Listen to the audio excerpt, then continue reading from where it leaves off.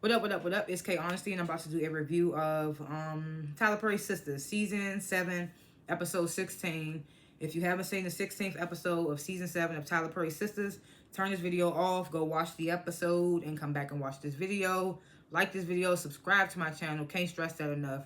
It's an easy and free way to support. I know I kept saying in my reviews that it was anonymous. I just realized that it's not anonymous, but I'm not no weirdo, so hit the like button, hit the subscribe button, support an up-and-coming black content creator such as myself.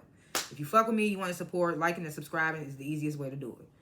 I'm not a public speaker. I will fumble my words. I will say and so and like 1,000 times. I may stop to regain my thoughts. I may slow my speaking down to regain my thoughts. Be looking at my notes that I take throughout the show. Anything I say, it's my opinion. It does not reflect anyone or anything associated with the show. And comment below what you would grade this week's episode, what you thought of this week's episode. If I forget anything, if I'm off on anything, let me know in the comments because I be high. And I like to grade the episodes before and after my reviews. This week of Sistas, I'm not even going to lie. I thoroughly enjoyed this week's episode of Sistas.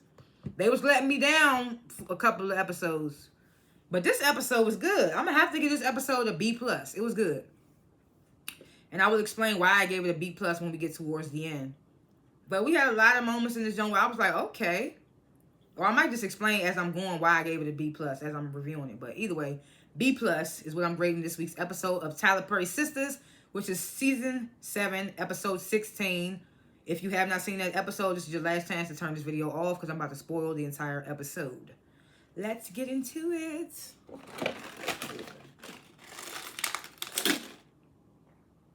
Fucking ice. My bad.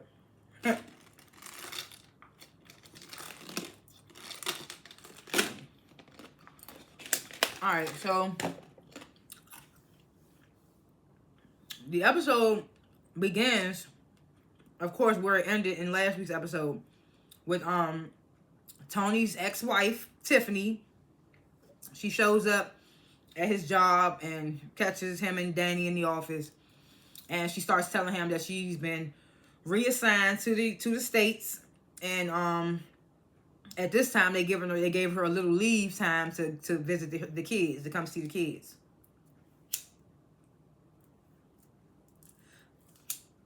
So then Tony introduces Danny to Tiffany. And Danny does in this scene bring up why did she say she was your wife? Why is she still saying she's your wife?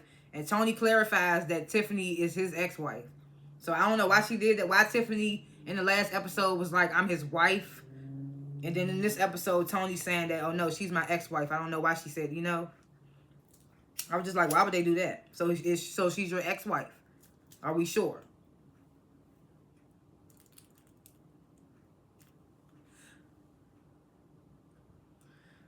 So as Tony is introducing Tiffany to Danny, Tiffany interjections is like, oh, don't forget to put major in front of that. So Tony starts to congratulate Tiffany on becoming major, and you know, start talking about your dad would be so proud. You know, it's looking like familiar love and whatnot. And you can see Danny is super uncomfortable. She's looking upset, or what the case may be. So then Danny, she tells Tiffany, she tells her, yo, you have some great kids. And Tiffany's like, you've been around my kids? And I was like, oh, shit. I was like, oh, shit. You know how that shit goes. She hadn't even met Danny before, and he already got the kids around her. I mean, I would have felt the way, too. I ain't even a mother, but I feel for mothers when they be like, don't have nobody around my kids that I ain't meet yet, shit like that. So I get that. Same thing for niggas. Don't have no niggas around my kids that I ain't met yet, you know? I feel like it's vice versa for mothers and fathers. So Tiffany like, you met my kids? So then Tony's like, oh yeah, you know, I had a work thing and she had to babysit.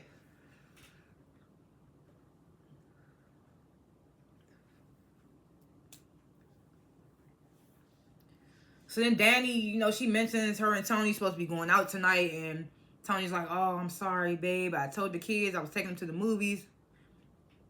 So then Tiffany's like, oh, you know, I can take them and get that. And then they say something simultaneously, and Danny's still looking like, these motherfuckers.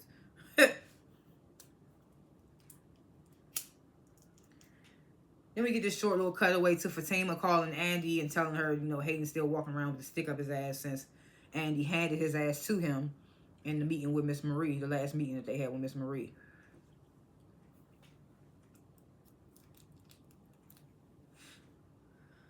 So this is one of many scenes that I saw and was like, okay, I'm gonna give this John a B+, B-, whatever.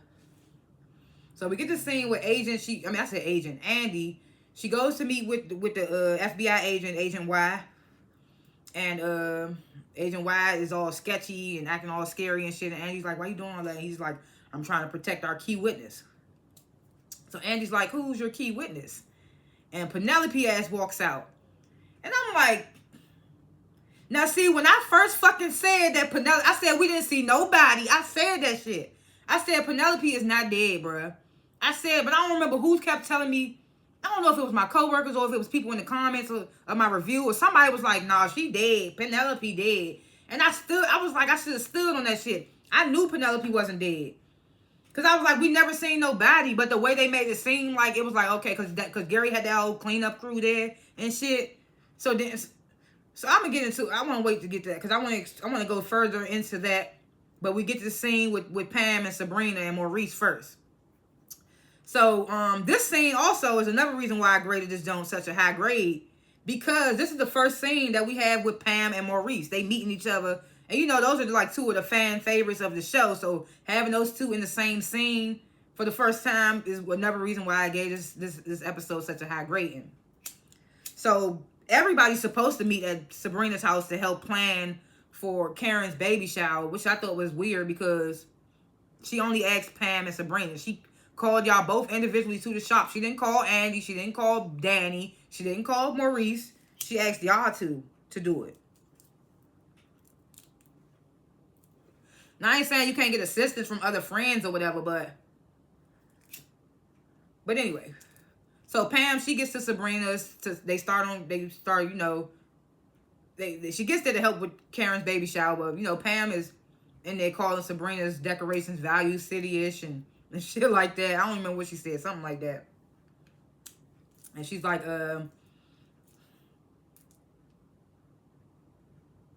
yeah, so then at this point, Danny calls Sabrina to tell her about Tiffany and the whole situation there. And she also getting her coochie waxed because she's talking about she going out with Tony later that night. I was like, are you mad or you not? Because you're getting your coochie waxed, but you seem like you got a problem.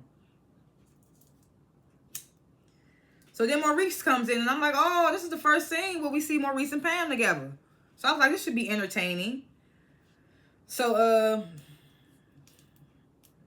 Maurice was like, Maurice says to Sabrina, like, you the only friend here that's helping with the baby shower. And Pam's like, hello, I'm a friend too. and Maurice is like, but you not part of the Fab Four, baby. You'll never be in Destiny's Child. So the rest of that. So I'm thinking, oh, they not about to like each other.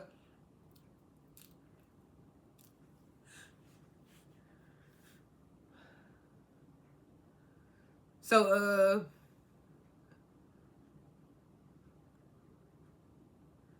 we go back. So this is when we go back to Andy sitting with Penelope, and she's telling her, your brother's worried sick about you. He's hired someone to find you, this, that, and the third. So this is when Penelope, she gets emotional. She tells Andy that Gary killed their baby when he pushed her to the floor, and says that she managed to slip away when he sent her to go get some towels to clean up the blood off the floor. So I was like, I have questions. Because, like I said, just like a couple of minutes ago, why the fuck did they exaggerate the shit out that scene with the whole cleanup crew and the dude was like, this isn't your first time, Gary. And they made it seem like the cleanup crew cleaned up a body. And I'm just like, you call the whole cleanup, excuse me. I told you I'd be fumbling my words. You call the whole cleanup crew just to clean up some blood off the floor? Because I'm lost. So now that blood that Andy saw on the wall, I guess it's kind of irrelevant now. But I was just like, the shit ain't making sense. I was just like, so you slipped away after he pushed your ass down and made you lose the baby. So, and he walking around, I don't know. And I guess she went in hiding. She with the detective now. But I'm just like, I don't know how much I buy that. Because they made it seem like Gary knew he killed her. It was just like a whole, I'm just irritated because I should have known better. It's fucking Tyler Perry. I should have known better than to know, than to think that Penelope was fucking dead.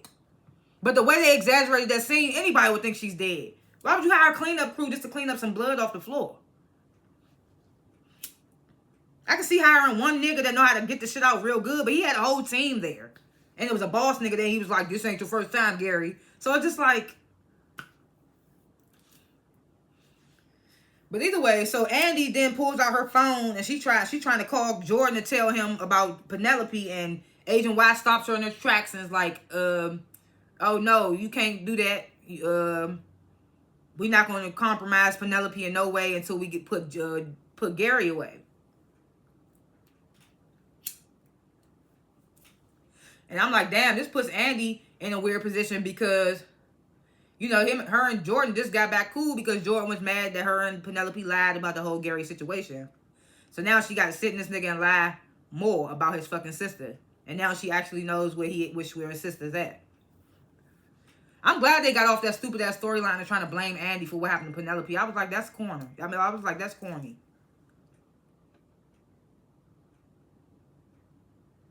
I was like, now she got to keep another fucking secret from Jordan.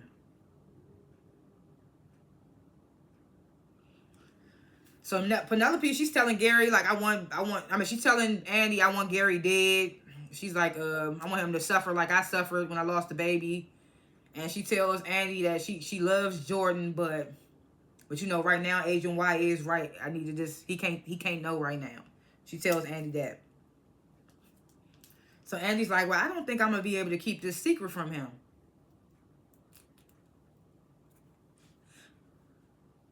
So Penelope, she makes Andy promise that she won't tell her. She makes Andy promise that she won't tell Jordan. And Andy's like, okay, but you know, Jordan just going to keep looking for you.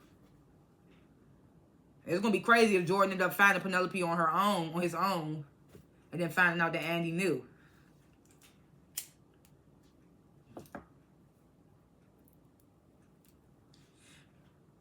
So then we get this little moment at the gym. Zach, he runs into Aaron. He tells Aaron, like, you know, if we could squash everything and just be cool, cordial, and co-parent for the kids or whatnot. It's crazy how they talk about them damn twins like they already breathing this earth. Them motherfuckers ain't even born yet. I get it, but it's annoying at this point to see her pregnant all this damn time and he still ain't had the babies, but they talking about these motherfuckers like they born already. Kind of annoying. So Aaron's like, oh, yeah, no, of course. That's what I've been trying to be cool with you or whatnot. They dap up. They have a little moment where they talk about each other's fathers and how they might be more similar than they thought. And then they have this moment where they laugh about the fact that they both got Karen pregnant at the same time. And I was like, hey, Aaron's a little corny to me, but I'm here for them being cool. I'm here for him and Zach being cool. So then back at Sabrina's, Pam asks Maurice if he would like to be a ambassador for her hair product line. And Maurice is like, ambassador, you say? That sounds rich. So he's like, you know what? Let's see what happens. So Pam's like, oh, yes, Maurice, you my type of vibe. They talk briefly about hanging out later in the future or whatnot. And then Pam leaves. And as soon as Pam leaves, Maurice talking about something. I hate her ass. I cannot stand. Who is that girl? And I was like, I hope he playing. I hope he playing because I feel like it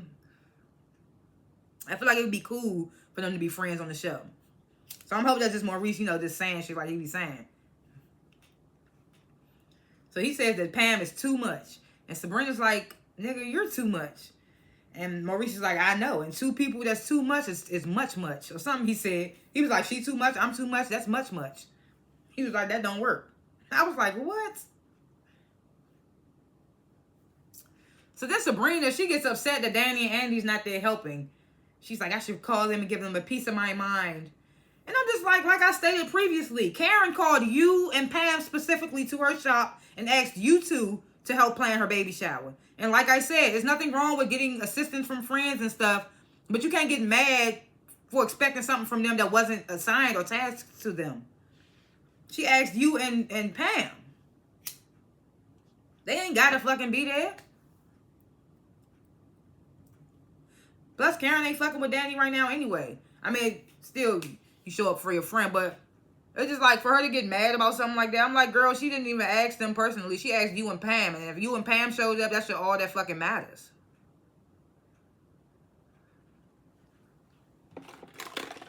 So Pam, she get back to the shop, and she's telling Karen, oh, you know, I found an ambassador for my business.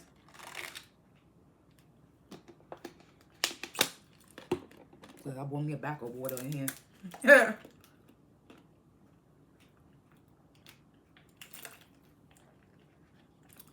So she's telling Karen, I got an ambassador for my business. Then Karen asks about her date, Pam's date with Trey, the delivery dude. And I'm like, why wouldn't they just like cut away to a quick little... They give us stupid ass little clips like Fatima calling Andy telling her Hayden's mad. Like we didn't already know that. But don't give us stuff that we might actually want to see. They could have showed us, they could have gave us a little quick little cutaway to Pam and Trey on their date. I was like, had not Karen asked that question, we wouldn't even have knew that she went on a date with Trey. So she asked Pam, how was your date with Trey? And Pam's like, oh, you know, it was good. I got so drunk. I got to twerking, da-da-da-da-da. And Karen's like, oh, you know what? Karen tells her that she's happy for her. Oh, excuse me. So then Trey walks in, and, you know, he pulls Pam to the side, and he's like, you know, I use your product. This shit is really good. He's telling her, you know what? You should start giving out samples so people can test it before they buy and see how good it is. And Pam's like, you know what? I got an investor now. I could start doing samples. You know what? Thanks, boo. I'm going to do that.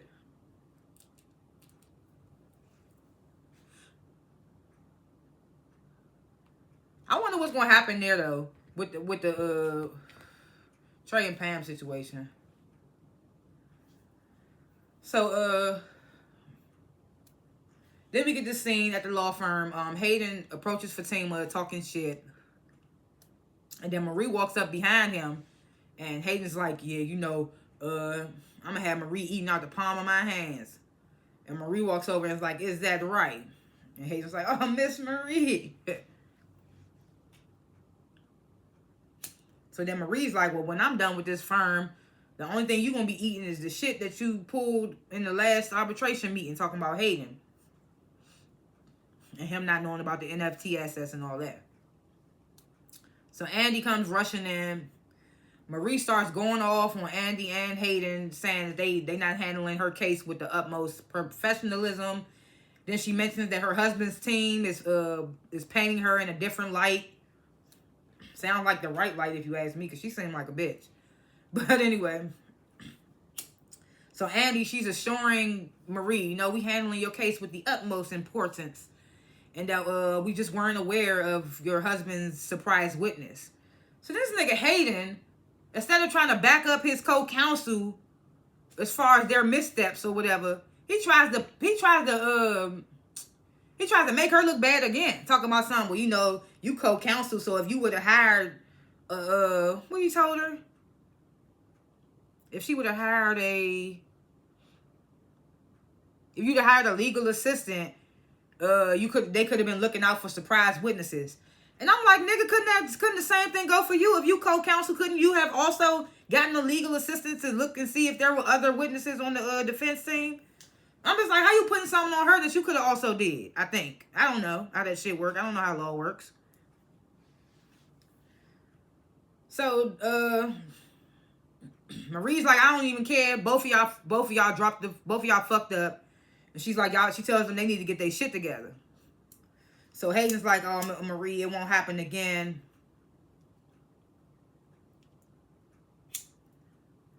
And Marie's like, it better not, da-da-da. She walks away. Hayden talks a little bit more shit to Andy, and then he walks away. Then Fatima starts telling Andy about bonding with little Michael and how they about to get a nanny. Then she asks Andy about Karen's baby shower planning. And this is when Andy realizes, like, oh shit, I was supposed to be at Sabrina's house helping Sabrina. So then Fatima's like, okay, well, I'm gonna let you deal with that. She walks off. Andy then calls Sabrina. She starts apologizing. You know, Sabrina sounds annoyed, but she's like, you know, I understand, but at the same time, you should have responded back. We need to all be there for Karen, da-da-da. And Andy's like, Sabrina, why are you so mad? And I'm like, yes, bitch, because Andy is not one of the ones that, surprisingly, because Andy's supposed to be like Karen, but you know, they done fell out a little bit since Andy became friends with Fatima. But you would think Andy would be one of the ones that Karen would be like planning my baby shower. But no, she only asked you and Pam, Sabrina. Andy and Danny are not obligated to do anything. So Andy's like, Sabrina, why are you so mad? And Sabrina's like, you know, it may be the hormones from the IVF. And then she's like, and you know what? I feel like I don't speak up enough for myself. They do try to make her to be out like the timid one. But I feel like she always has a voice. They always saying shit on the show. Like, I don't know where that came from. And Andy's like, well, I'm proud that you found your voice. I was just like, where the fuck does Sabrina not having a voice come from?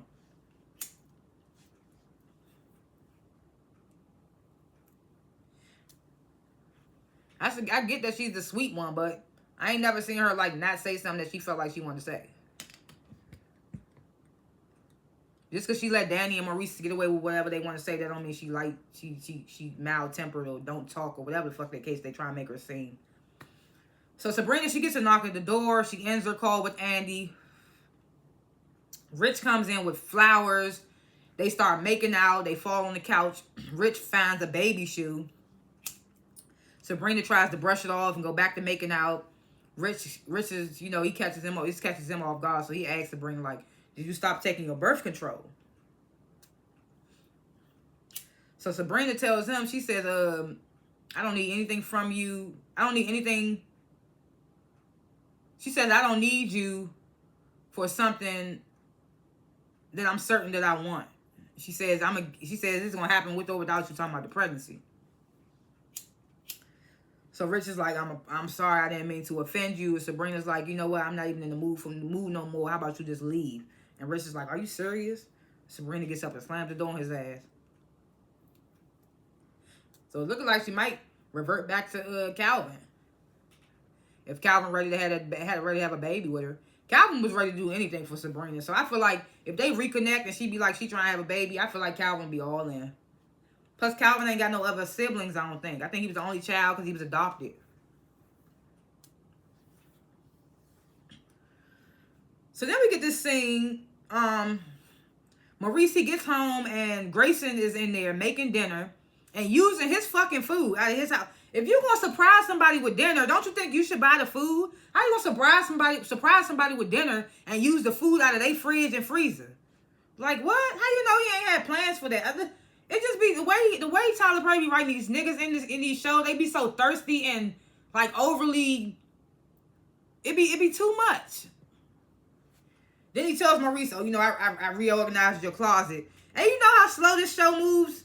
You know how slow this show moves because of Karen's pregnancy. So you know Grayson and Maurice ain't been talking that long. So I'm like, first of all, how the fuck did you get in his place? Did Maurice give you a key? Because y'all not even that close yet. And then from the scene in the conversation that Maurice has with his friend in the club, you would think that he didn't give Grayson the key. So it's like, how the fuck did you get in there? Calvin don't live there no more. It was weird. So, of course, Maurice gets upset in Maurice fashion and about Grayson cooking his food and cleaning out his closet when he didn't ask him to. And Grayson's like, oh, you seem ungrateful, nigga. He don't call him nigga, but like, you seem ungrateful. And I'm just like, nigga, he didn't ask you to do the shit. How you, like, what? How you gonna get mad because the way somebody responds to you doing shit in their place?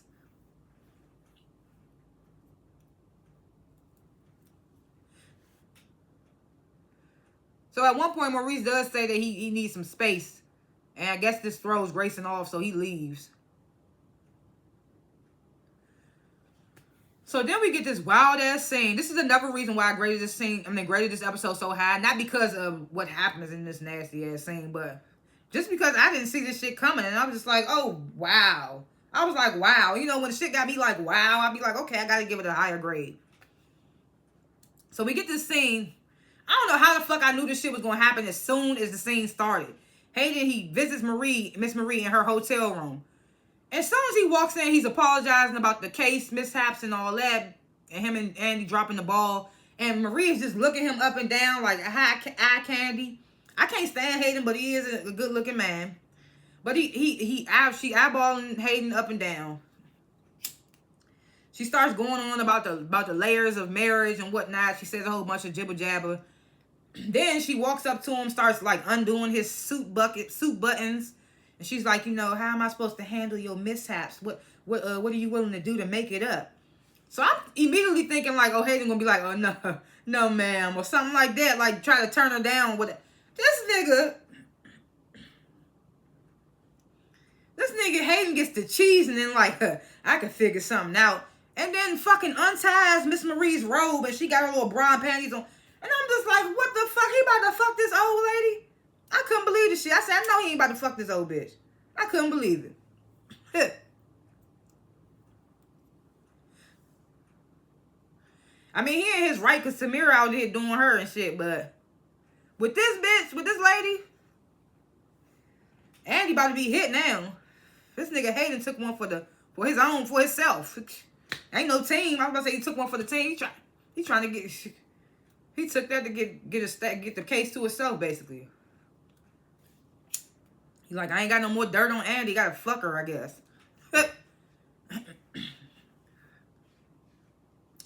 So we get this quick little cutaway to Karen. She calls Sabrina to get details on the baby shower planning, and Sabrina's like, you know, things are looking good. Hopefully you're excited. You'll be excited with what we came up with. This and the third. And Karen's like, was Pam there helping? And Sabrina's like, yeah, she was. So then we get this scene of Zatima, and they're interviewing nannies to hire. And this scene was so annoying to me because they didn't show the people, like, you know, you would show the people that are getting interviewed to add more a little comedy or add a little more flavor to the episode or to the show. Most shows do that. When you see people interviewing people at their houses or at their businesses or whatever on shows and stuff, you usually PC the people that getting interviewed. They don't show nobody. They showing Zatima as they're interviewing the people, and I guess they're trying to make it funny, but it wasn't funny because we didn't get to see who the other people were. And they doing stuff like Zach describing some dude with tattoos. I'm like, if we can't see him, then this scene don't really do nothing for me.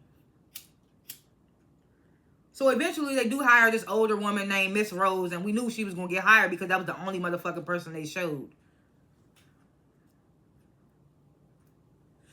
As soon as they showed that old lady sitting there talking, I was like, okay, they're going to hire her because she's the only one they showed. They ain't show nobody else they interviewed.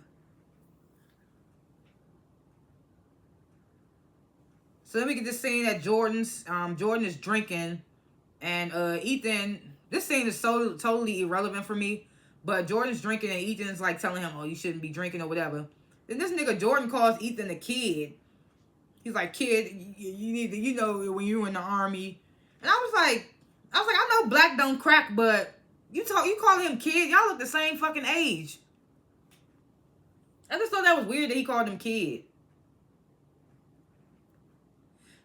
Could have said brother or something. Or man. Why you say kid?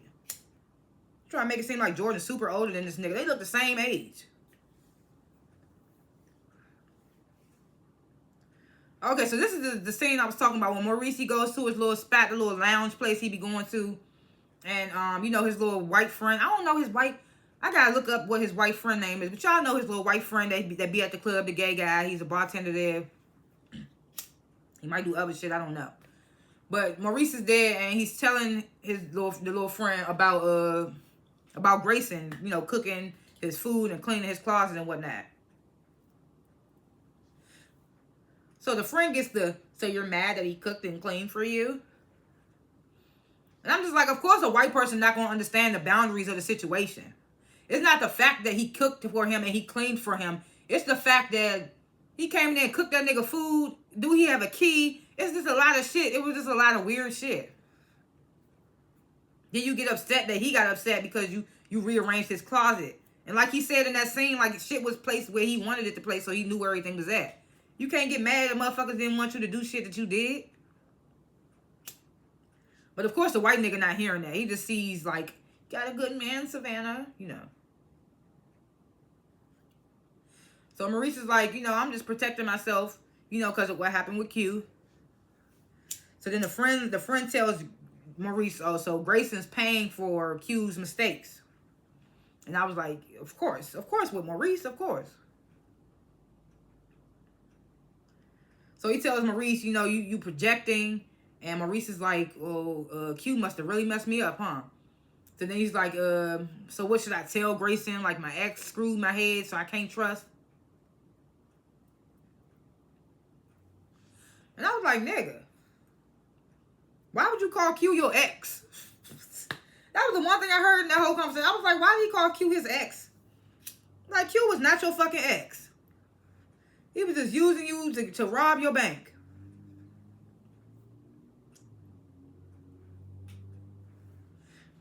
So the friend, he tells Maurice, like, you need to sit down and actually deal with what happened to you as far as the whole Q situation. Because you never really dealt with it before you can actually be serious with Maurice. I mean, with Grayson.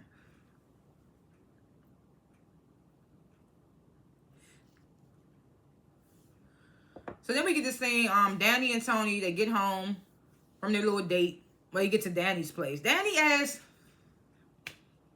you notice on this show, every guy that Danny has talked to, they always come to her place? Yeah, because I'm trying to think. Is there any guy whose place Danny ever went to? No. At least with Andy, we knew Gary had a place. I think we saw it at one point. Oh, I don't remember.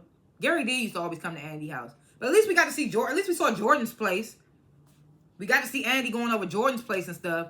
Sabrina, I mean, at least Calvin was living somewhere with Maurice. We saw his place where he was staying at. We haven't seen Rich's place. I'm not even saying we got to see the niggas' places, but why they always come to the female place? That shit don't happen in real life. In real life, females don't be having niggas at their place. They'd rather go see the nigga at their place so the nigga don't know where they live at. Or they just meet him at a social setting. But this bitch Danny, it seems like every nigga she done dated on this show has came to her place. And I'm just like, you need to start going to these niggas' places. Too many of these niggas know where you live at. Like, it's crazy. So, you know, Tony, he tries to come on to Danny. He's like, you know, my wife, she's going to be staying at my mom's with the kids tonight. So he tries to come on to Danny. And Danny, she's like, so she's staying at your mom's. And then Danny brings up, you know, how earlier him and Tony and his ex-wife was so buddy and whatnot. So Tony's like, well, you know, that's the mother of my kids. We gonna always be cool. And I'm just like, yeah, I mean, Danny, just be happy he don't have no baby mama drama. Do you not want him to get along with his baby mother? Like, that would be worse. So you should be happy he has a good relationship with his baby mother. So Danny's like, well, but she's staying at your mother's house. It seemed like she's trying to get back in the family. And Tony's like, look, she was my college sweetheart, nothing more. He tells Danny, like, you all that I want. He starts going down on her, but she don't even look like she don't even look like she's enjoying it. So we get this final scene. I don't know why the fuck they keep making Jordan so stupid when it comes to Ethan. This nigga be doing shit right in his face and don't get caught. It be throwing me off. So Ethan's sitting with Jordan, they drinking, and he tells Jordan why he joined Jordan's campaign and whatnot. Then Andy calls Jordan, and Jordan steps away to take the call. And when he steps away to take the call, Ethan puts something in his drink. So, and at one point on this conversation on the phone with Jordan and Andy, Jordan brings up the fact, you know, that he said, I love you first, and then Andy hesitates and doesn't say it back again. And then they end the call. So then Ethan walks over with Jordan's drink, gives it to him, like, let's toast to you, man. They toast, they drink the drinks, and then Jordan starts stumbling, and then he passes out. And then we see Ethan dragging him somewhere. And that's how the episode ended. And I'm just like, okay, I still would say B minus. I still would say B minus, B plus. This was a good episode. Like I said, we finally found out what happened to Penelope. Even though I kind of knew she wasn't dead. I didn't know when she was going to pop back out and what the situation was going to be. But I kind of figured she wasn't dead. And I'm mad that I listened to, I don't know if it was my coworkers or somebody in the comments talking about, now Penelope dead. I gotta stop listening to motherfucker just go off my own, bro. I knew she wasn't dead.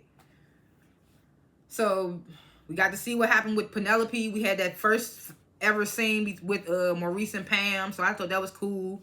Hayden fucked the old bitch. I couldn't believe that. This episode was crazy. So I was just like, that's why I would have to give it a high grading. Predictions, thoughts, or whatever.